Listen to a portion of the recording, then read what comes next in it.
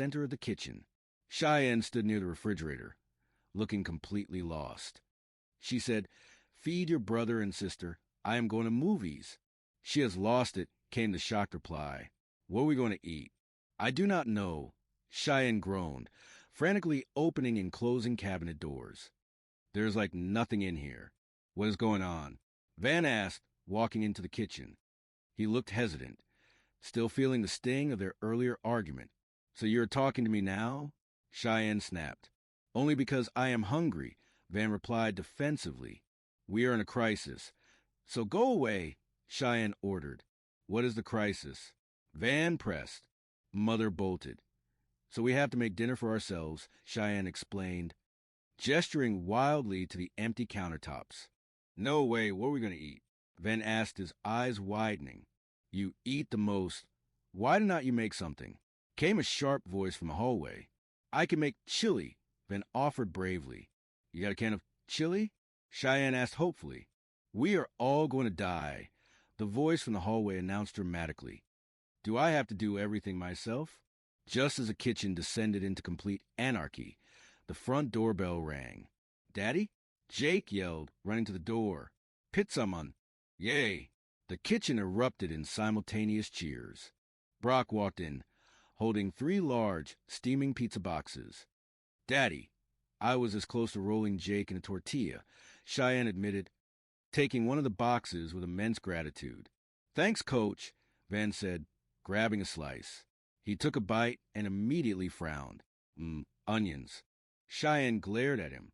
"If you have any interest in kissing me tonight, you will not eat those." Van swallowed hard, looking regretful. Onions." Brock watched the exchange, sensing the heavy tension between the newlyweds. "What is up with you two?" "We are having our first married fight," Cheyenne admitted, looking miserable. "It is awful." "Oh, honey, it is bound to happen sooner or later," Brock said sympathetically. "Yes, that is what Mother said," Cheyenne muttered, sitting down at the kitchen island. Brock chuckled softly. "Well, she should know. We had 1,000 of those little fights. And then, of course, the one big one." Cheyenne sighed, playing with the crust of her pizza. "Well, the whole thing is her fault anyway. I mean, I do not know how you live with her. She is such a control freak." "Well, tell me about it," Brock agreed, leaning against the counter. "I got lists up the wazoo." "Yes, she is constantly interfering, telling people what to do," Cheyenne continued, gaining momentum.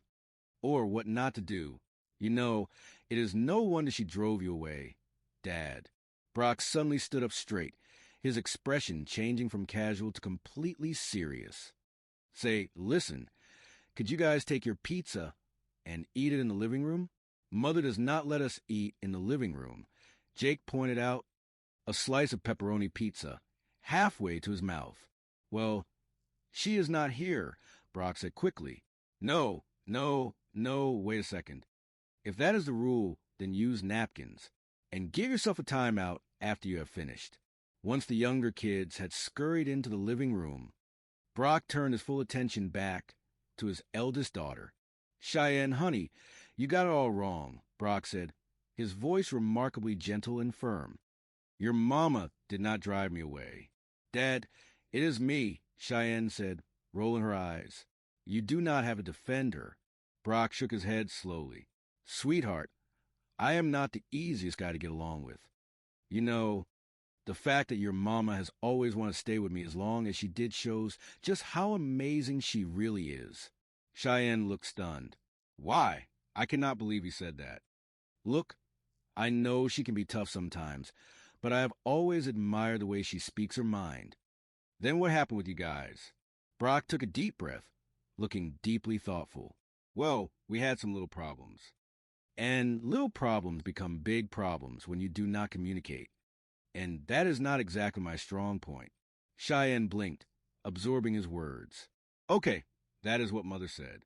"Oh, yes, like she is perfect," Brock joked lightly, trying to ease the sudden emotional weight in the room. Chapter 7.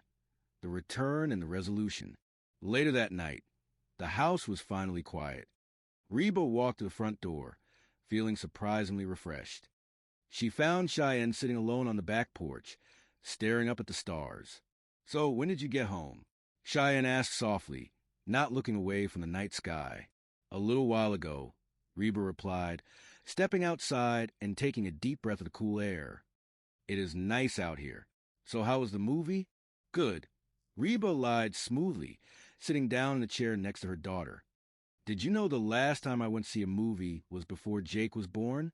Cheyenne looked at her, a genuine smile forming. I do not know. So how did you guys make out tonight? Okay. Dad brought pizza, Cheyenne said, her voice filled with quiet reflection. We also talked. Reba nodded, waiting patiently. That is nice, Reba offered gently.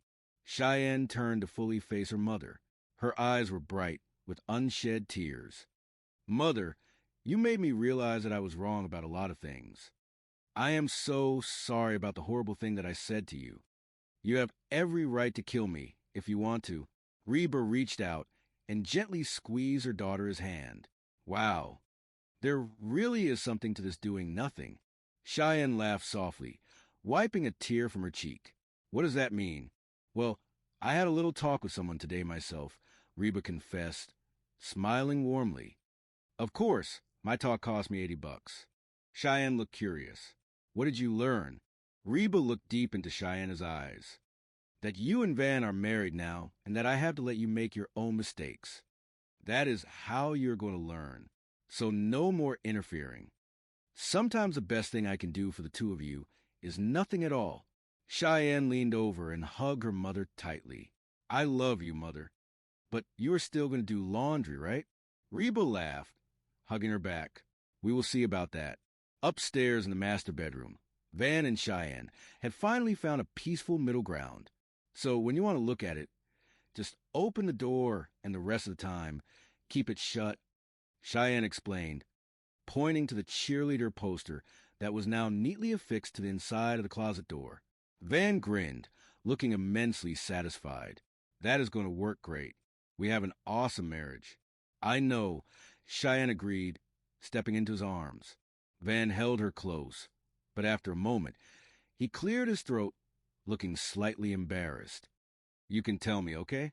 Cheyenne looked up at him, puzzled. Okay, well, I kind of was not going to say anything, Van muttered, looking down at the carpet. But I kind of wish you would not put that potpourri stuff in my underwear. I went through a whole practice with an acorn in my jockstrap. Cheyenne burst into laughter, shaking her head. I did not do that. Van looked genuinely perplexed. Then who did? Down the hall, a younger voice muttered quietly to the shadows. I have been under a lot of stress.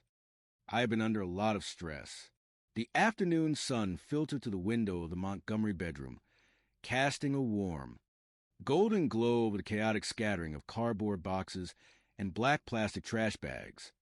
Van stood in the center of the room, his hands on his hips, admiring his handiwork with a grin that stretched from ear to ear. He held up a large, slightly crumpled poster and pressed it against the freshly painted drywall. How does this look? Van asked, his voice brimming with youthful enthusiasm, like a truck on a wall. Cheyenne sat on the edge of the bed, her hands resting gently on her lap. She offered a strained but loving smile. Perfect, she said, her voice soft. Man, it feels good to have all my stuff back, Van sighed, stepping back to admire his belongings. I cannot believe your parents chucked it on the front lawn. Cheyenne nodded, trying to maintain her supportive demeanor. Yes, but it was cool of the gardeners to help, though. That guy with the leaf blower really rounded up my socks fast. So, where are you going to put the rest of this crap? Van scratched the back of his neck, surveying the sea of bags. Well, I am going to put my clothes in the wardrobe, or maybe the dresser, or right here on the floor. Just then, the bedroom door swung open, and Reba, known affectionately to Van as Mrs. H., walked in. She carried a basket of neatly folded laundry, her sharp eyes immediately scanning the disarray.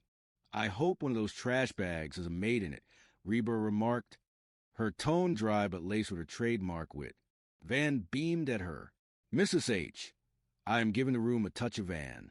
Reba raised an eyebrow. It is not a gentle touch, is it? She set the laundry basket down.